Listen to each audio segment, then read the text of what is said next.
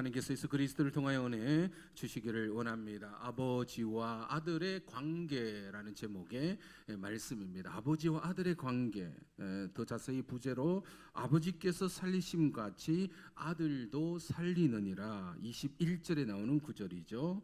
아버지와 아들의 관계를 이렇게 설명하고 있습니다. 지난 주일은 아버지께서 일하시니 나도 일한다라는 그런 주제였습니다. 아버지께서 어떤 일을 하시는가? 죽은 자를 살리시는 일을 하시는데 아들도 그 일을 하신다라는 것이죠. 아버지와 아들의 관계를 그렇게 설명하고 있습니다. 우리나라는 유교의 영향을 받았습니다. 그래서 아버지와 아들의 관계를 설명할 때 여러 이제 표현들이 있는데 부전자전이다라는 표현을 씁니다. 여러분, 부전자전 무슨 뜻인가요? 아버지가 아들에게 전한다 이런 뜻인데 뭘 전할까요?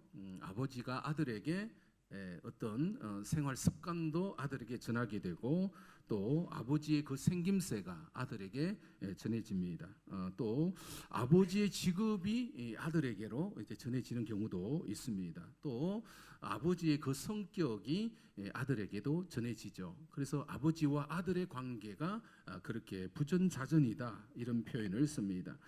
또 부자유친이라는 말도 쓰죠. 부자유친, 부모와 자식 사이에는 친애가 있다, 친함이 있다 이런 표현인데 이 친함이라는 것에서 뭐 버릇없이 친한 것이 아니라 이 말 속에는 질서, 위계 질서가 있다라는 거죠. 암묵적으로. 그래서 아버지는 존경을 받아야 할 존재이고 아들은 순종하고 효도해야 하는 그런 관계로 설정이 되어져 있습니다. 부자 유친이다. 이처럼 여러분 부모의 영향력은 자녀들에게 그대로 이어지게 되는 것이죠. 그 아버지를 보면 그 아들을 안다. 어릴 적에 나는 커서 아버지처럼 되지 않을 거야 막 이렇게 했는데 나중에 커 보니까 아버지처럼 살고 있더라는 거예요. 그런 아버지를 닮게 되어져 있습니다. 어릴 적부터 보고 자란 것이 부모를 보고 자라기 때문에 그 생활 습관이라든지 말, 또 어떤 사람은 걸음걸이도 비슷해요. 말투도 비슷하고 또 아버지가 하는 가치 일이 또 아들에게 전해지고 또 가치관도 그러합니다. 사랑하는 성도 여러분, 우리는 예수님을 믿는 신앙을 가지고 있습니다. 그런데 예수님을 어떤 존재로 믿냐면 하나님의 아들로 예수님을 믿고 있습니다. 또 더 나아가 삼위일체의 하나님을 믿고 있는데 성부 하나님, 성자 예수님, 성령 하나님을 동등한 하나님으로 우리는 믿고 있습니다. 그래서 예수님이 얼마나 높으신 분이신가를 이해하는 것이 아주 중요한데 우리 신앙의 핵심은 결국 예수님이 어떤 분이신지를 이해하는 것에 달려 있습니다. 그 예수님을 이해하기 위해서 오늘은 하나님 아버지와의 관계성에서 이해를 하고자 하는 것입니다. 왜냐하면 예수님은 하나님의 아들로 표현되어지고 있기 때문에 그러하죠. 그리고 하나님 아버지께서 하시는 일을 아들 되시는 예수님도 한다라고 말씀하고 계시기 때문에 무슨 일을 하시는가? 죽은 자를 다시 살리시는 일을 이제 하나님이 하시고 그 하나님 아버지가 하시는 일을 누가 하신다? 예수님도 하신다라는 것입니다. 그리고 이 예수님을 이해하는 것이 오늘 본문의 아주 중요한 이제 핵심인데요. 지난주 예수님은 아버지께서 일하시니 나도 일한다라고 말씀하셨어요. 그리고 그 연장선에서 하나님과 자신을 어떤 관계성에서 표현하고 있냐면 아버지와 아들의 관계로 표현하고 계십니다. 여러분 19절 20절 읽어볼까요? 19절 20절입니다. 시작. 그러므로 예수께서 그들에게 이르시되 내가 진실로 진실로 너희에게 이르노니 아들이 아버지께서 하시는 일을 보지 않고는 아무것도 스스로 할 수 없나니 아버지께서 행하시는 그것을 아들도 그와 같이 행하느니라. 아버지께서 아들을 사랑하사 자기가 행하는 것을 다 아들에게 보이시고 또 그보다 더 큰 일을 보이사 너희로 놀랍게 여기게 하시리라. 예수님은 지금 아버지와 아들의 관계를 표현하고 있죠. 그런데 이 예수님의 이 주장은 당시 유대 사회에서는 아주 충격적으로 들렸습니다. 왜냐하면 하나님을 자신의 친아버지라고 주장하셨기 때문에 그러합니다. 이런 주장은 당시 유대인들은 이런 주장에 대하여 어떻게 반응을 했는가 지난주 살펴봤는데 18절에 보면 유대인들의 반응은 이러했습니다. 18절 한번 읽어볼까요? 자막 주세요. 안 나오나요? 여러분 요한복음 5장 18절 같이 읽을까요? 시작. 유대인들이 이로 말미암아 더욱 예수를 죽이고자 하니 이는 안식일을 범할 뿐만 아니라 하나님을 자기의 친아버지라 하여 자기를 하나님과 동등으로 삼으심이러라. 아주 중요한 표현입니다. 하나님을 아버지라 불렀다라는 거예요. 예수님이 친아버지라 불렀다. 그런데 이것은 유대인들에게는 어떻게 들렸냐면 하나님과 자신을 동등으로 삼는 것으로 들렸다라는 것이죠. 여러분 구약의 그 하나님이에요. 창조주 하나님, 그리고 아브라함과 이삭과 야곱의 그 하나님이십니다. 그리고 그 이스라엘을 애굽에 10가지 재앙을 내리면서 이스라엘을 출애굽시키신 그 하나님, 그리고 홍해를 가르신 그 하나님, 광야에서 만나와 메추라기를 내려주신 그 하나님, 40년 동안의 광야 생활에서 그 이스라엘 자손들을 인도해 주신 그 하나님을 예수님은 무엇이라 불렀다고요? 그 하나님을 아버지라고 불렀다라는 거예요. 여러분 유대 사회에서의 이 아버지와 아들의 관계는 지금 우리 사회, 즉 유교의 영향권에 있는, 그래서 뭐 부자 유친이라든지 부전자전이라든지 그러한 아버지와 아들과의 관계 표현보다도 더 놀라운 관계가 설정이 됩니다. 유대 사회에서는 아버지와 아들은 어떤 관계냐면 권위와 본질에서 동등함을 뜻하고 있습니다. 아버지의 권위와 아버지의 본질을 누가 다 계승하냐면 아들이 다 계승한다는 거죠. 그래서 아버지와 아들의 관계는 본질상 동등하다라고 여겨지는 것이 유대 사회에서 인식하는 아버지와 아들과의 관계예요. 이게 이제 우리 사회와 한번 비교해 보면 얼마나 다르냐면 우리나라 유교 개념에서 아버지는 권위자이시고 아들은 순종자여야 하잖아요. 유교 사회는 질서와 서열을 강조합니다. 그래서 만약에 우리나라에서 내가 아버지와 동등한 입장이야라고 말한다면 우리 유대 사회, 유교 사회에서는 어떻게 여기지나요? 야, 이런 버릇없는 놈 봤나? 이렇게 말한단 말이에요. 유교 사회에서는 아버지와 아들은 동등한 관계가 아니란 말이에요. 그래서 만약 우리나라에서 아버지와 아들은 동등한 권위를 가진다고 말하면 버릇 없는 놈이 되고 부모도 몰라본다. 너는 어찌 부모를 공경하지 않으냐 하느냐, 이렇게 말을 할 수 있지만 심지어 불효자로 낙인이 찍힙니다. 그런데 유대 사회에서는 어떻게 이해된다고요? 아버지와 아들은 동등함으로 이해된단 말이에요. 본질상 또 권위도 동등함을 요구됩니다. 그래서 예수님의 이러한 주장으로 삼위일체의 교리가 만들어진 거예요. 성부, 성자, 성령은 하나이시다. 예수님은 심지어 나는 아버지와 하나이다라고 그렇게까지 말씀하셨습니다.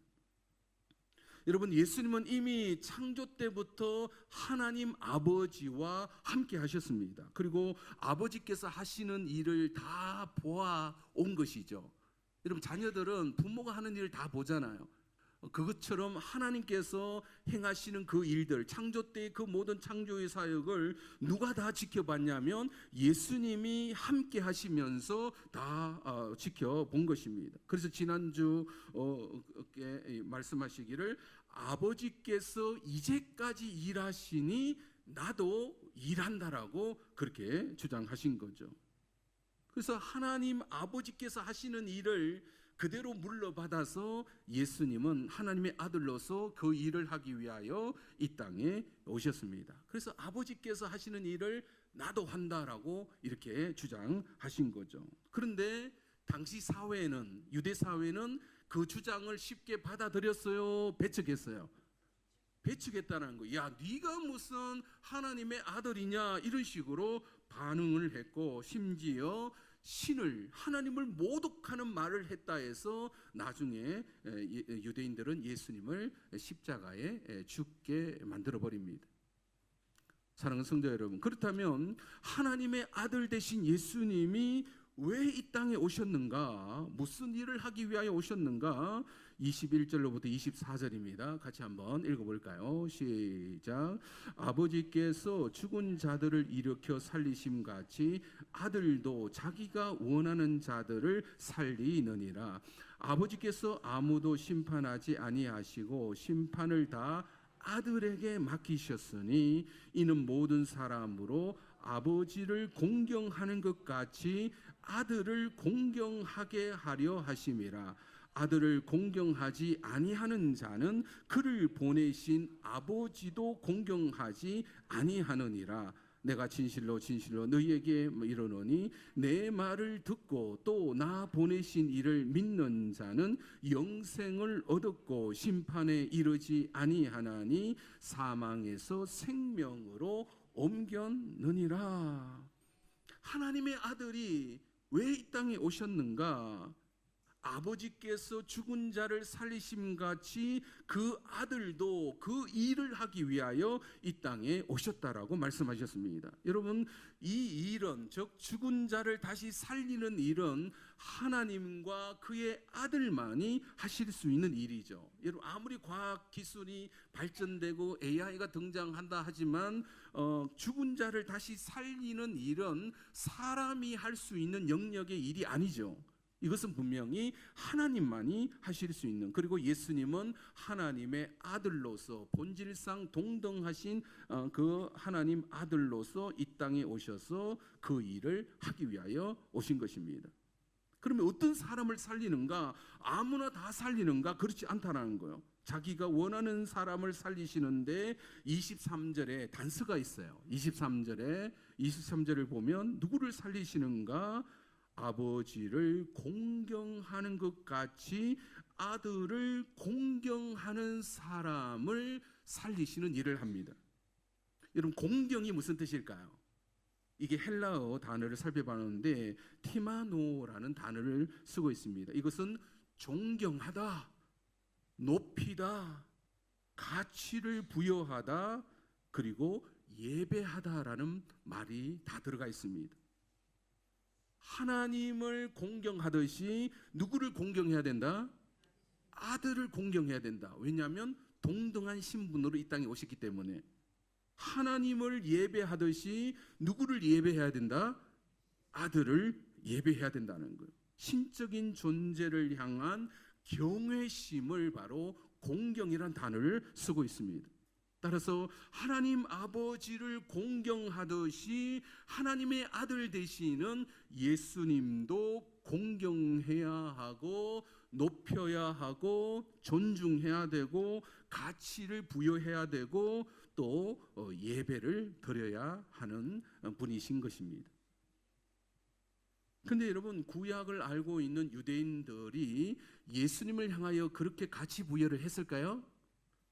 유대인들은 예수를 야, 너 목수의 아들 아니냐? 이 정도로 봤단 말이에요. 하나님 아버지를 공경하는 것 같이 예수를 공경한다는 것이 쉽지 않았어요. 사람으로 나타났기 때문에 그럽니다. 여러분 오늘날에도 마찬가지죠. 여러분 예수님에 대하여 귀하게 여길까요? 여러분 귀하게 여기지 않을까요? 여러분은 어떻습니까? 여러분 스스로를 예수님을 어떤 분으로 여러분 이해하고 계시는지요?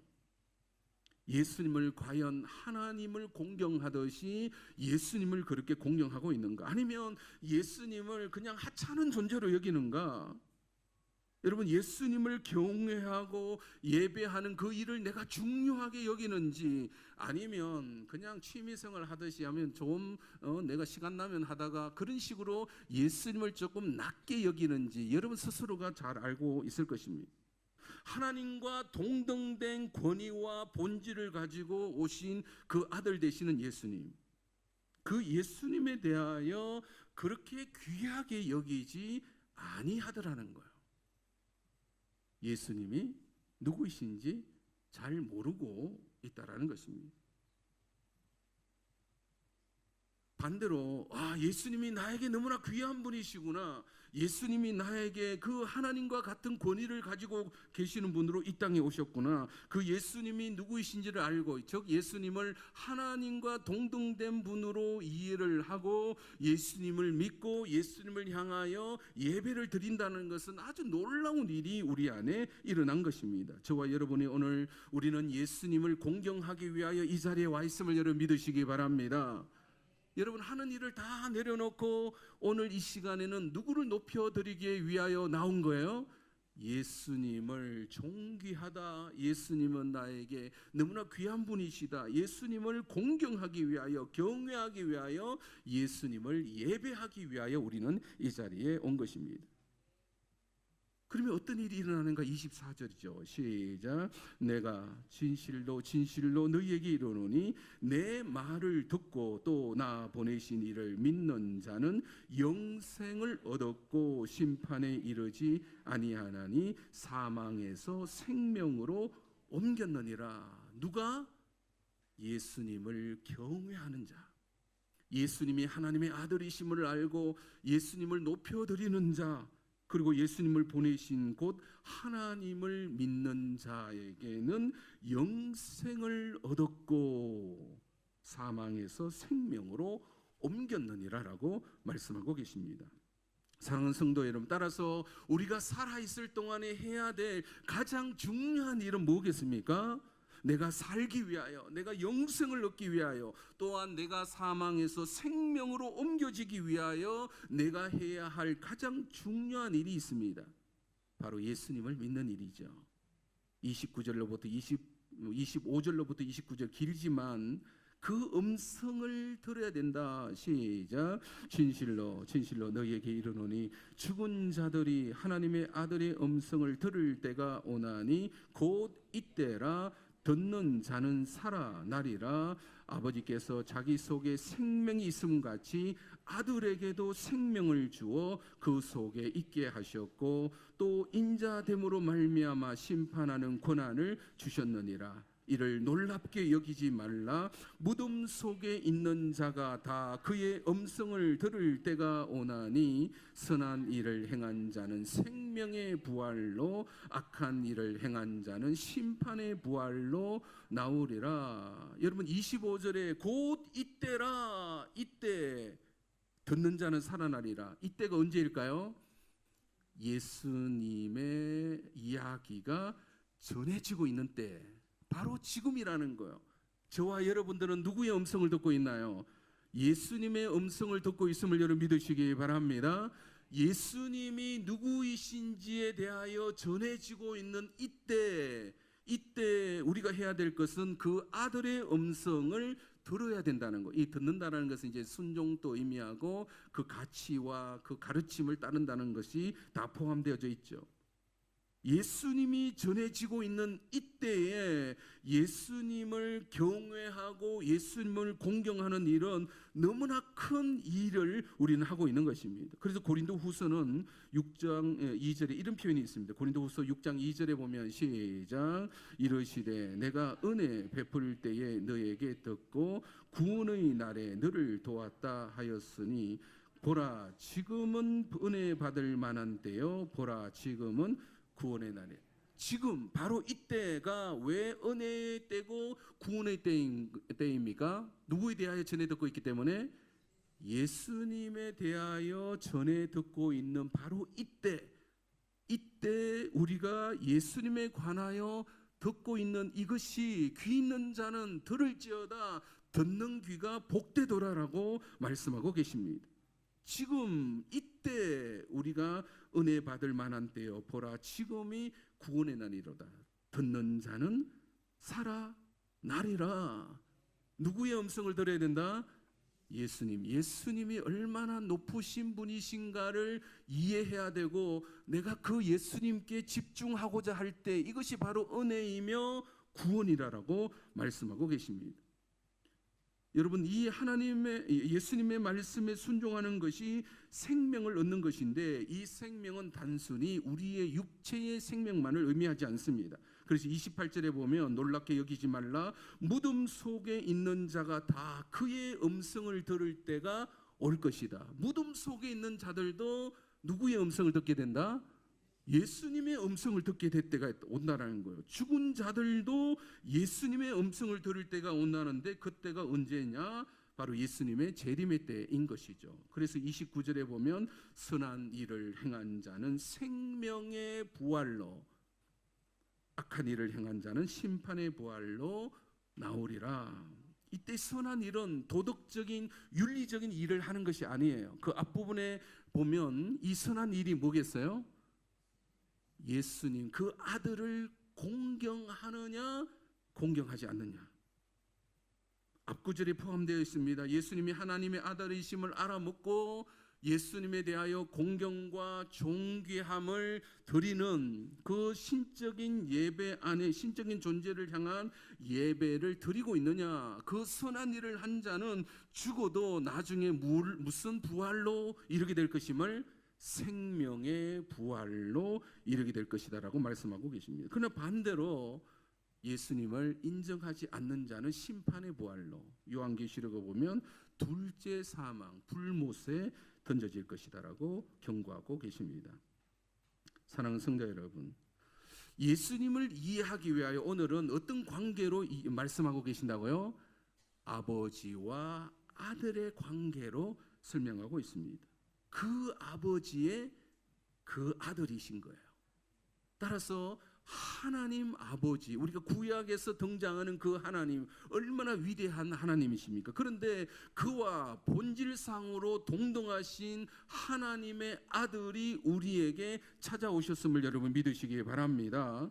예수님은 자기 자신을 어떻게 설명하셨냐면 나는 하나님의 아들이다라고 말씀하신 거예요.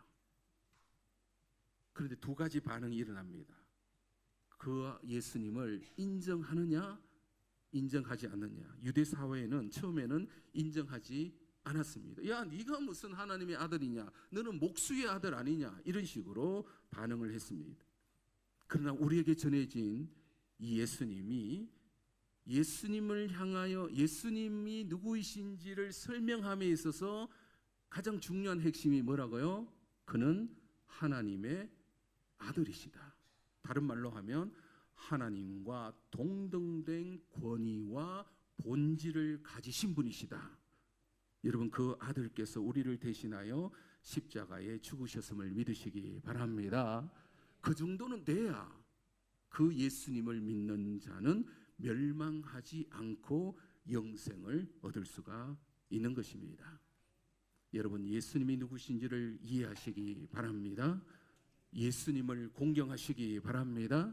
예수님에게 소망을 더 두시기 바랍니다. 여러분, 예수님을 많이 아는 것처럼 내가 예수님 믿는다는 하지만 예수님 잘 몰라요. 더 알려고 노력을 해야 됩니다. 우리가 믿는 예수님이 얼마나 큰 권위자이신지, 하나님과 동등된 권위를 가지고 우리에게 찾아오신 그 예수님, 그 예수님을 향한 우리의 고백, 공경이라는 단어를 썼습니다. 존귀함으로 예수님을 향하여 우리는 예수님의 그 가치를 올려드려야 되겠습니다. 주 예수 나의 산 소망이십니다. 예수님이 아니면 나는 죽음입니다. 내가 예수님을 따르지 않으면 내 존재는 없어질 것입니다. 그러나 나는 끝까지 예수님을 따름으로 영생을 얻었고 심판에 이르지 아니하며 사망에서 생명으로 옮겼느니라. 죽은 이후에 생명의 부활로 나는 나타나리라. 이걸 믿으시는 저와 여러분이 되시기를, 끝까지 예수님을 경외하며 살아가시는 저와 여러분이 되시기를 주님의 이름으로 축원드립니다. 우리 찬양합시다. 예수님을 향한 고백입니다. 깊은 절망의 수렁 가운데 주님께 닿을 수 없던 우리, 어두운 밤 중에 하늘을 향해 주의 이름 나 부를 때, 어둠을 뚫고 오신 주 사랑 나의 절망 거두셨네. 주님의 공로 다 이루셨네. 주 예수 나의 찬송아. 그 누가 주의 자비를 따라 한없는 은혜 증량할까. 영광을 떠나 이 땅에 오신 죄가 되신 그 주 예수, 주의 십자가 내게 말라네. 영원히 나 용납됐네. 아름다우신 왕 나는 주의 것, 그리스도 나의 산소만. 할렐루야 할렐루야. 주를 찬양하여라. 할렐루야. 자유케 하셨도다. 죄의 저주 끊으심 주께 구원이 또다. 주 예수 나의 산소만.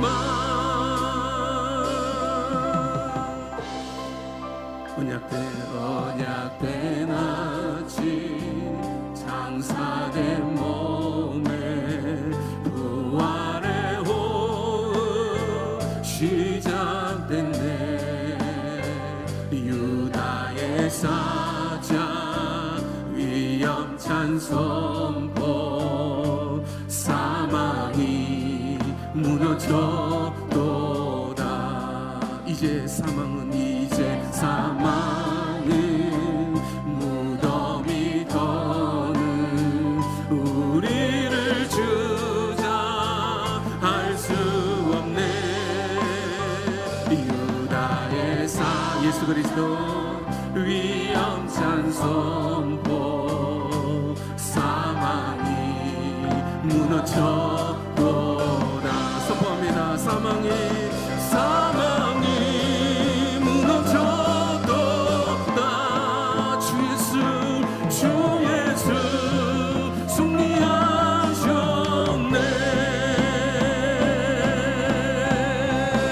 할렐루야 할렐루야.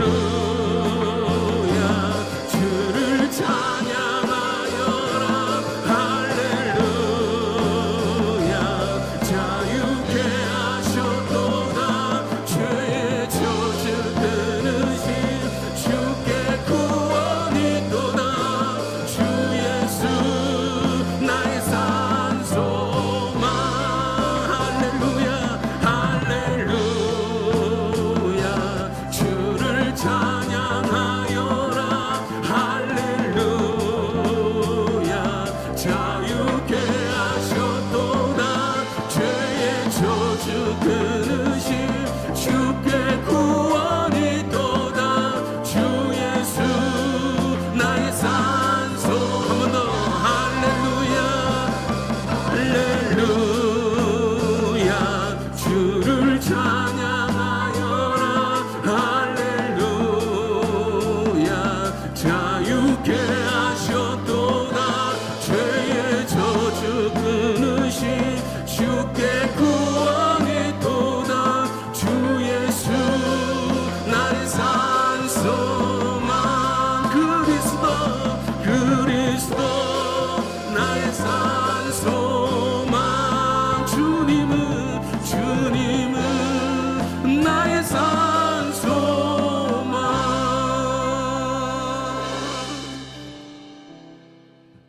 예수님을 향한 고백은 여러분 개개인이 해야 됩니다. 제가 아무리 앞에서 물론 좋은 언변과 좋은 설교로 설득은 할 수는 있겠지만 결국은 여러분의 고백이 예수님이 나에게 어떤 존재인가를 고백하지 않으면 예수님과는 관계가 없는 사람이 되는 거죠. 예수님이 나에게 가장 소중한 존재이십니다. 예수님은 하나님의 아들이십니다. 예수님은 하나님과 본질상 동등하신 분으로 우리를 위하여, 나를 위하여 십자가에 죽으신 분이십니다. 예수님께 영생이 있습니다. 우리가 살아있을 동안에 이때 우리가 해야 될 가장 소중한 일이 있다면 내가 살기 위하여, 내가 영생을 얻기 위하여, 내가 죽음에서 생명으로 옮겨지기 위해서는 예수 그리스도의 이름을 불러야 됩니다. 예수님이 누구이신지를 알아야 됩니다. 여러분, 예수님은 그런 흔한 분이 아니세요. 어떤 신학자는 예수님을 사람들은 손톱 밑에 때만큼 여긴다라는 표현을 썼어요. 그만큼 귀하게 안 여긴다는 거예요. 과연 예수님이 그런 존재밖에 안 되는가? 예수님은 오늘 자기를 설명하기 위하여 하나님을 향하여 아버지라, 아버지와 아들의 관계성에서 설명하셨습니다. 이 말씀이 우리의 귀에 들려지게 하옵소서. 예수님이 얼마나 위대하신 분이신지를 알게 하옵소서. 그 예수님을 믿으면 왜 구원인지를 알게 하여 주옵소서. 예수님이 나에게 어떤 존재인지를 주여 내가 고백하는 자 되게 하여 주시옵소서. 함께 동성으로 여러분의 입으로, 입술로 고백하겠습니다.